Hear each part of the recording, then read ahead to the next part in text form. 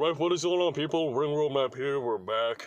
And I gotta tell you, man, I really miss doing these old school videos because this is the way I started the channel, you know? So today, we are going to look at Finito Lopez and how he dismantles southpaws. Well, this is just one way, but he has a lot of ways to, you know, beat southpaws. One of his most notable fights is a fight with Villamor, who's a popular trainer now here in the Philippines, together with his brother. So this is going to be a really good breakdown, and there were a lot of things that we can take away from this fight. So the first thing we want to look at when you're fighting a southpaw is it's much better to actually target the side of the face rather than the center when you're throwing a jab. And that's what you can see with Lopez here. He's going to step in really hard on his jabs, right? Throwing it on outside the lead foot of Villamor, and then watch what Villamor does all the time. Bam, he bends at the waist. He doesn't bend super low, but he gets on a back foot. So as you can see here, boom, leans back, gets on that back foot, and he leans more on that left side, okay? Let's see some more here. Again, he's gonna throw that jab. Instead of targeting the center, he's gonna fake down low, allowing or baiting Villamor to drop that guard, and then he's gonna throw it up top to the side of the face. It's sort of a hook, sort of a jab, but it's more of a jab because the path is more linear, in my opinion. So he throws that jab right there. He kind of follows it through. And again, we're gonna draw from this reaction of Villamor, and I think this is what really cost him the fight. We're gonna see how that particular habit cost him later on, okay? Again, he's gonna load up here on that front foot, bam. He's gonna target the side of the face again with that jab, push or follow through with it. And Villamor just kept on getting on the back foot. He can really establish his offense. And Villamor is more of a front foot fighter, so that's the reason why. Okay, here's the next one after the jab. It's gonna be the lead right hand. What you're gonna see here is he's not gonna commit to the jab as much, but then he's gonna throw the right hand with more commitment. So he's gonna throw a lead right. That wasn't really a lead right, that's more of a 1-2. But this one is, okay? This one is a lead right here. He's gonna circle leftwards first, throw right hand again, and guess how Villamor defended that shot once again? He decided to get on the back foot again, and he decided to slip outside of that right hand. Again, it's kind of awkward to call the terms here because when you are, you know, an orthodox, the inside slip and the outside slip can get kind of mixed up when you are talking about it in southpaw terms, okay? And so he's gonna throw a lead right hand here. Villamor will slip outside of that right hand. Let's see some more. Villamor will again. Oh no, this is the jab right here. Let's look at the lead right. Circling left once again. And then he's not even planting his feet here. He's just kind of throwing it out there. Drawing a reaction from Villamor. And then from there, he's going to establish his offense. He's going to set something up for later. And that's what we're going to see later on, okay? Lead right hand again. Guess what Villamor does? Gets on the back foot. Again, can't really counter from that position. So I don't know why Villamor kept on getting on the back foot whenever Lopez was trying to land that. The best way to actually do it, he has to get closer, he has to smother, but he didn't. He kept on getting on the back foot, and that's what messed him up.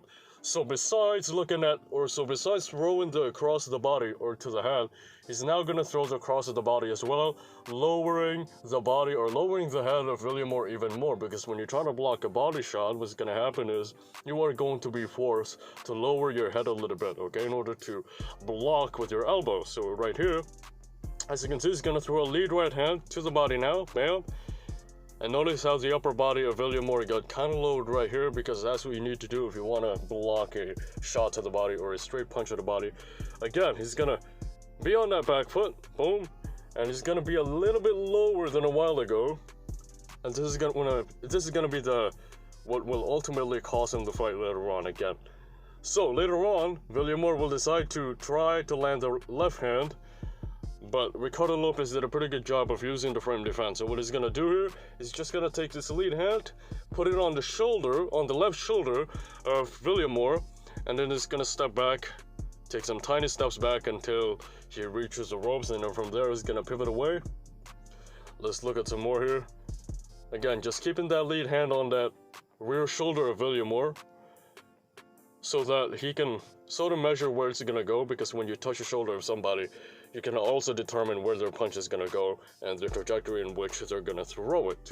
Okay, that's why you can use this frame defense to your advantage. Again here, keeping that glove or that forearm on the left shoulder of Villamor when Villamor is trying to throw the left hand right there.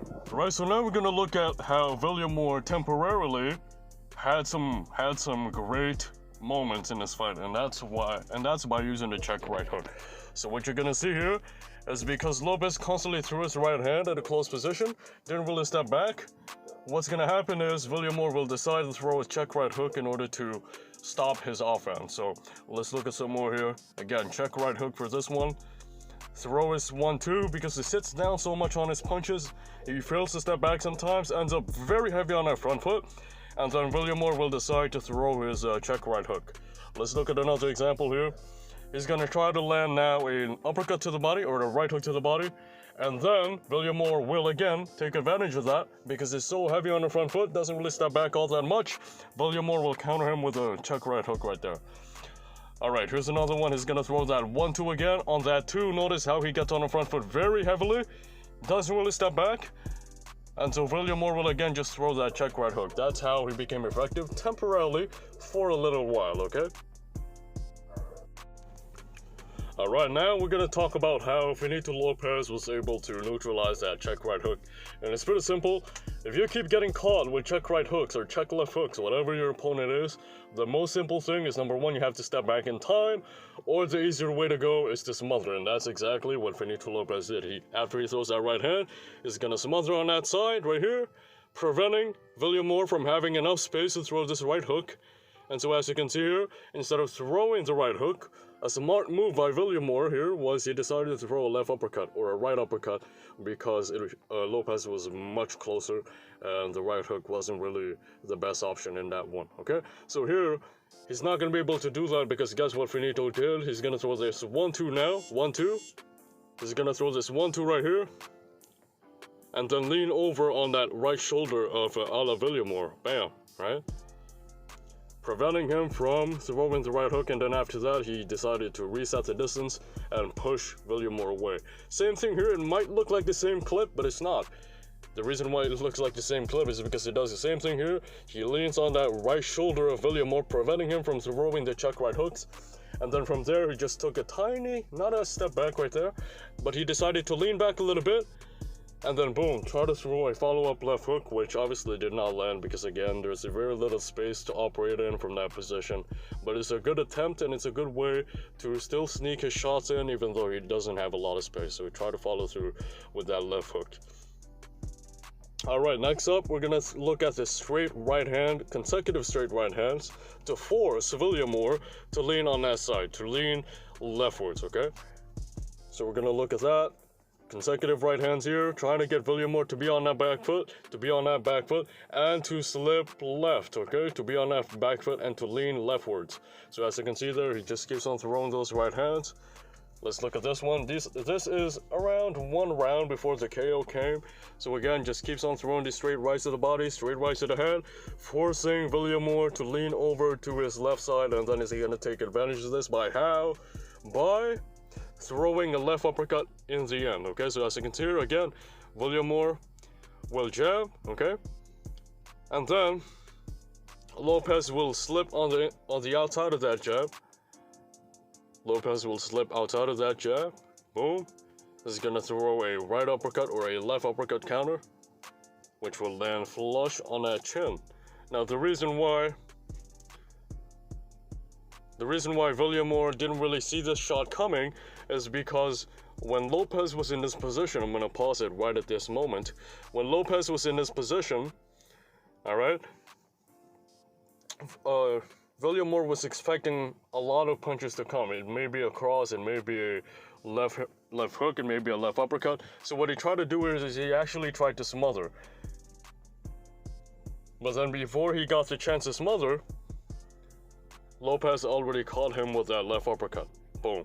Okay, so it was too late right there. He got caught. He didn't really pull back that jab on time. Boom. Kind of drop it right there. And then he got caught with that left uppercut, which is a tricky thing by Finito too, because in the earlier rounds, he knew this punch was going to work. He knew it was going to work, but guess what? He didn't throw it too much, and that's the thing. If you want to set up a punch a KO blow, then you have to hide it for a while. You can't use it too much, or else they're gonna anticipate it. And that's an intelligent move by Finito Lopez, and that's what ultimately ended the fight.